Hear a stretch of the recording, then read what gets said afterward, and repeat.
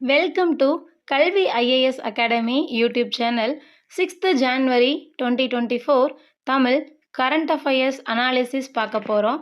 எக்ஸாமுக்கு தேவைப்படக்கூடிய முக்கியமான குறிப்புகள் இந்த வீடியோவில் இருக்க போகுது.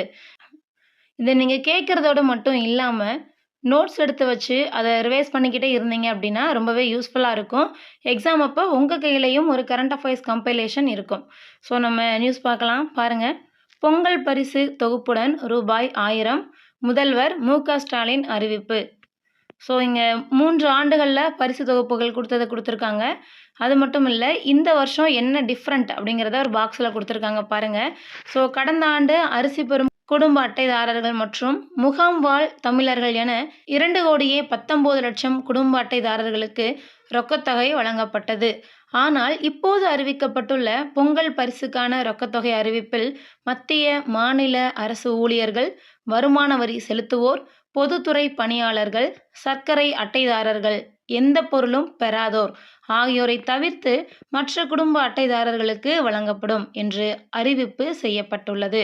ஸோ அது மட்டும் இல்லை, இதன் மூலம் தனியார் நிறுவனங்களில் வேலை பார்க்கும் மாத சம்பளம் பெறுவோர் வரி செலுத்தினால் அவர்களுக்கும் ரொக்க பரிசு கிடைக்க வாய்ப்பில்லை என்று தகவல் அறிந்த வட்டாரங்கள் தெரிவித்துள்ளன.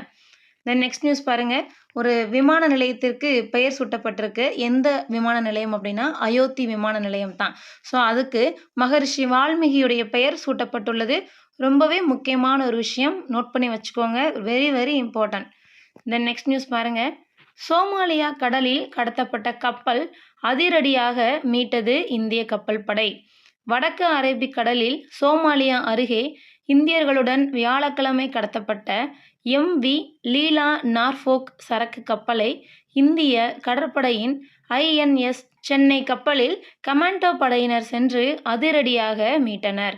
இந்த தகவல் இந்தியாவுடன் பகிரப்பட்டவுடன் கப்பலை மீட்பதற்காக INS சென்னை போர்க்கப்பல் P-8 நவீன கடலோர ரோந்து விமானம் MQ-9P ஆளில்லா விமானத்தை இந்திய கடற்படை உடனடியாக அனுப்பியது. ஸோ பார்த்தீங்க அப்படின்னா கடத்தப்பட்ட கப்பலை அதிரடியாக மீட்டிருக்காங்க. ஸோ ரொம்பவே முக்கியம். கடத்தப்பட்ட கப்பலோட பெயரும் இங்கே இருக்கு இல்லையா, MV லீலா நார்ஃபோக். ஸோ பேரையும் பார்த்து வச்சுக்கோங்க. தென் INS சென்னை கப்பலில் போய் தான் மீட்டிருக்காங்க, இதையும் பார்த்து வச்சுக்கோங்க. நெக்ஸ்ட் நியூஸ் பார்க்கலாம். குடியரசு தின விழாவில் தமிழக அலங்கார ஊர்தி. டில்லியில் ஜனவரி 26ஆம் தேதி நடைபெறவுள்ள குடியரசு தின விழாவில் பங்கேற்க தமிழகத்தின் அலங்கார ஊர்தி தேர்வாகியுள்ளது. ஸோ விடுதலை போராட்டத்தில் தமிழர்கள் என்ற அலங்கார ஊர்தியை 2022 மத்திய அரசு தேர்வு செய்யவில்லை. இதையடுத்து இந்த ஊர்தியை தமிழக அரசு மாநிலம் முழுவதும் காட்சிப்படுத்தியது குறிப்பிடத்தக்கது. தென் நெக்ஸ்ட் நியூஸ் பார்க்கலாம். விண்வெளியில் மின் உற்பத்தி, இஸ்ரோ புதிய சாதனை. ஸோ கேட்கவே ரொம்ப வியப்பாக இருக்கக்கூடிய ஒரு விஷயம் இது. என்ன அப்படின்னா, இப்போ தற்சமயத்தில் தான் பார்த்தீங்கன்னா எக்ஸ்போசாட் அப்படிங்கிற செயற்கைக்கோளுடன் அனுப்பப்பட்ட PSLV-C58 அப்படிங்கிற ராக்கெட் இருக்கு இல்லையா, ஸோ அதோடைய இறுதி நிலை பகுதியில் பொருத்தப்பட்டிருந்த ஆய்வு கருவிகள் மூலமாக இந்த சோதனை நடத்தினாங்க. விண்வெளியில் மின் உற்பத்தி செய்ய முடியுமா அப்படிங்கிறதா அந்த சோதனை. ஸோ இந்த சோதனை வெற்றி அளித்திருக்கிறதாகவும் சொல்லியிருக்காங்க. தென் அது மட்டும் இல்லை, எதிர்காலத்தில் மனிதர்களை விண்வெளிக்கு அனுப்பும்போது தண்ணீர் மற்றும் மின் ஆற்றல் தேவைகளை பூர்த்தி செய்ய முடியும் அப்படின்னும் இஸ்ரோ தெரிவிச்சிருக்காங்க. ஸோ மனிதர்களை விண்வெளிக்கு அனுப்பக்கூடிய திட்டம் ககன்யான் திட்டம். கூடுதல் குறிப்புகளாக ஞாபகம் வச்சுக்கோங்க. தென் நெக்ஸ்ட் நியூஸ் பார்க்கலாம். சென்னையில் புத்தக கண்காட்சி நடந்துகிட்ருக்கு இல்லையா, ஸோ அதை பற்றின ஸ்பெஷலாகவே ஒரு பேஜ் ஃபுல்லாக வந்துட்டுருக்கு. இதில் பார்த்தீங்க அப்படின்னா நாஞ்சில் சம்பத் அவர்கள் ஒன்று சொல்லியிருக்காங்க. அறத்தை கற்பிக்க நூல்களே சிறந்த கருவி அப்படின்னு சொல்லியிருக்காங்க.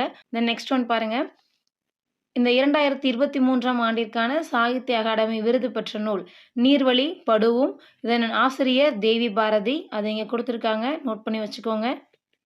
தென் நெக்ஸ்ட் நியூஸ் பார்க்கலாம்.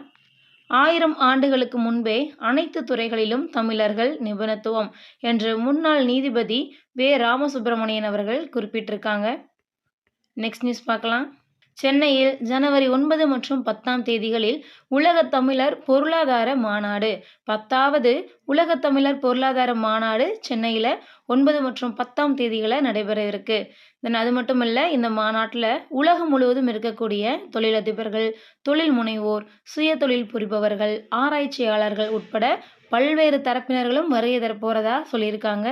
ஸோ மேலும் தமிழகத்தில் பார்த்தீங்க அப்படின்னா தொழில் தொடங்குறதுக்கு இங்குள்ள வணிக வாய்ப்புகள் குறித்து விவாதிப்பது அப்படின்னு மொத்தம் 12 தனித்தனி அமர்வுகளுக்கும் ஏற்பாடு செய்யப்பட்டுள்ளது. தென் நெக்ஸ்ட் நியூஸ் பார்க்கலாம். உலக முதலீட்டாளர்கள் மாநாடு நாளை தொடக்கம். 5,5 லட்சம் கோடி முதலீடுகளை ஈர்க்க திட்டம் தீட்டப்பட்டுள்ளது. ஸோ பாருங்க, பெரிதும் எதிர்பார்க்கப்படக்கூடிய இந்த உலக முதலீட்டாளர்கள் மாநாடு சென்னையில் தான் தொடங்க போகுது. அதுவும் நாளைக்கு தான். ஸோ எங்கே அப்படிங்கிற பிளேஸை பார்த்து வச்சுக்கோங்க, சென்னை.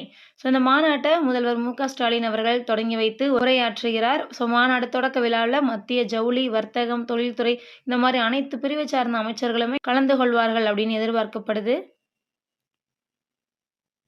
தென் இதில் சிறப்புரை ஆற்றுவதற்கு இஸ்ரோ தலைவர் சோம்நாத் அவர்களும் வரப்போகிறாங்க. ஸோ நாளைக்கு தான் ரொம்ப முக்கியமான ஒரு நாளாக இருக்க போகுது. தென் நெக்ஸ்ட் நியூஸ் பார்க்கலாம்.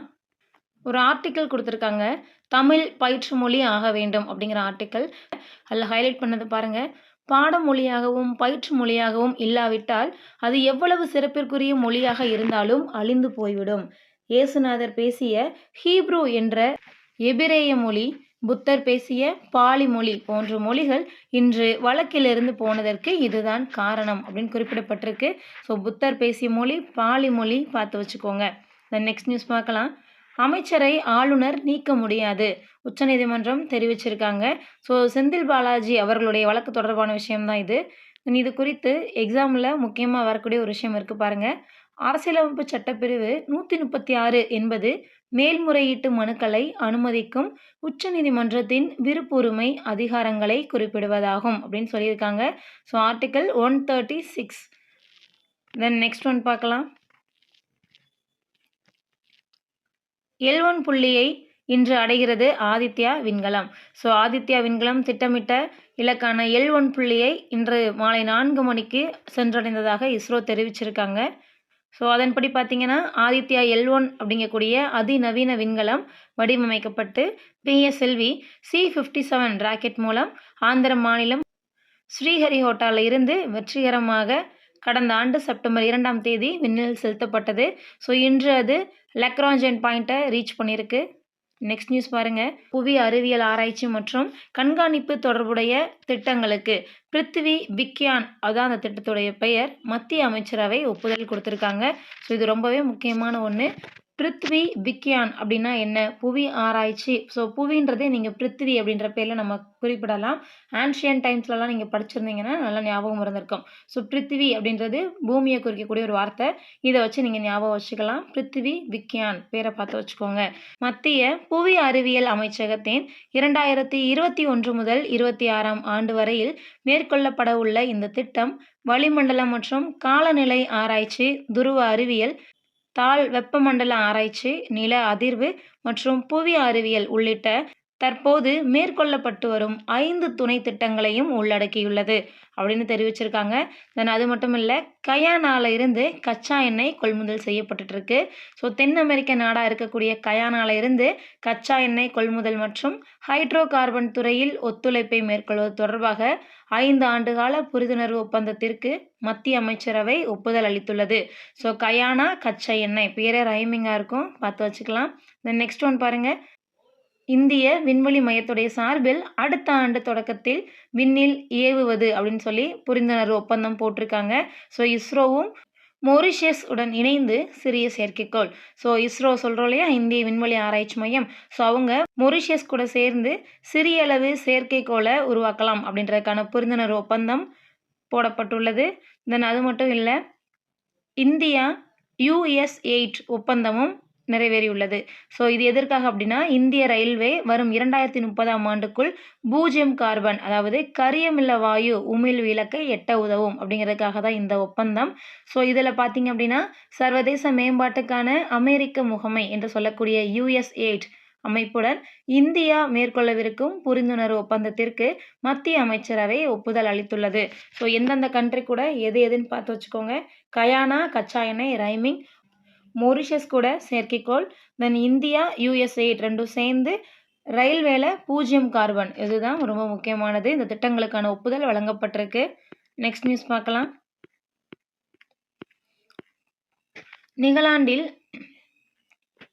நிகழாண்டில் இந்திய பொருளாதார வளர்ச்சி 6.2% என ஐநா கணித்துள்ளது.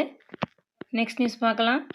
ஸ்போர்ட்ஸ் ஏரியா ஜூன் 1 முதல் 29 வரை T20 உலகக்கோப்பை பாகிஸ்தானை 9இல் சந்திக்கிறது இந்தியா. தென் நெக்ஸ்ட் T20 கொடுத்துருக்காங்க பாருங்க. ஆஸ்திரேலியாவை வென்றது இந்தியா. ஆஸ்திரேலிய மகளிருக்கு எதிரான முதல் T20 ஆட்டத்தில் இந்திய மகளிர் அணி 9 விக்கெட்டுகள் வித்தியாசத்தில் வெற்றி பெற்றது. தென் நெக்ஸ்ட் நியூஸ் பார்க்கலாம். காசாவில் நிரந்தர கட்டுப்பாடு இஸ்ரேல் அமைச்சர் பரிந்துரை. காசாவில் போர் முடிந்ததற்கு பிறகும் அந்த பகுதியை இஸ்ரேல் இராணுவ ரீதியில் நிரந்தரமாக கட்டுப்படுத்த அந்த நாட்டு பாதுகாப்புத்துறை அமைச்சர் யோவாவ் காலண்ட் பரிந்துரைத்துள்ளார். தென் ஈரானுடைய இரட்டை குண்டு வெடிப்பு IS பொறுப்பேற்பு நியூஸ் கொடுத்துருக்காங்க. தென் நெக்ஸ்ட் நியூஸ் பார்க்கலாம். 1933 கோடியில் குடிநீர் கழிவுநீர் அகற்றும் திட்டங்கள் முதல்வர் மு க ஸ்டாலின் அவர்கள் தொடங்கி வைத்தார். தமிழகத்தில் புதிதாக அமைக்கப்பட்ட குடிநீர் மற்றும் கழிவுநீர் அகற்றும் வாரிய திட்டங்களை முதல்வர் மு க ஸ்டாலின் காணொலி மூலம் தொடங்கி வைத்தார். தென் நெக்ஸ்ட் நியூஸ் பார்க்கலாம். கோவையில் தமிழ் எழுத்துக்களால் வடிவமைக்கப்பட்ட 25 அடி உயர திருவள்ளுவர் சிலை திறக்கப்பட்டுள்ளது. ஸோ ரொம்ப ரொம்ப முக்கியமான ஒரு விஷயம் இது. பாருங்கள், கோவை குறிச்சி குளத்தில் தமிழ் எழுத்துக்களை கொண்டு வடிவமைக்கப்பட்ட 25 அடி உயர திருவள்ளுவர் சிலையை முதல்வர் மு க ஸ்டாலின் காணொலி காட்சி மூலமாக வெள்ளிக்கிழமை திறந்து வைத்தார். கோவை மாநகராட்சியில் பொலிவுறு நகரம் அதாவது ஸ்மார்ட் சிட்டி திட்டத்தின் கீழே கோவை பொள்ளாச்சி சாலையில் 335 ஏக்கர் பரப்பளவு கொண்ட குறிஞ்சி குளத்தின் நுழைவாயிலில் 25 அடி உயரம் 15 அடி அகலம் 2.5 டன் எடை கொண்ட இரும்பாலான திருவள்ளுவர் சிலை பார்த்து வச்சுக்கோங்க. மெட்டல் இரும்பு தமிழ் எழுத்துக்களை கொண்டு இச்சிலை உருவாக்கப்பட்டுள்ளது. திருவள்ளுவரின் வலது கையில் எழுத்தாணி, இடது கையில் ஓலைச்சுவடி ஆகியவற்றை ஏந்தியபடி சிலை வடிவமைக்கப்பட்டுள்ளது. இதோட இன்னைக்கான கரண்ட் அஃபேர்ஸ் முடிஞ்சிடுச்சு. தேங்க்யூ அண்ட் தேங்க்ஸ் ஃபார் வாட்சிங்.